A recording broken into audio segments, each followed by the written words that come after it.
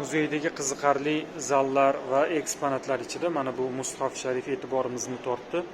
Bu mushaf sharif qo'lda tikilgan. Pokistonlik ayol tomonidan 32 yil davomida Qur'oni Karim mana shunaqa, e'tibor bering, bu ipda tikilgan, qo'lda tikilgan. 10 ta tom kitob, bu 12 tomi, har bir kitobda 3 pora Qur'onning 3 porasi mujassam. Bu oxirgi 28, 29, 30 pora.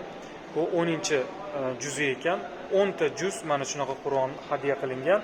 32 yil davomida 30 yoshida boshlagan va 62 yoshida Qur'oni Majidni hammasini tikib, mana shu sahifalarga, kitobga tikib tugatgan. Qo'lda tikilgan, mana ishlatgan anjomlari.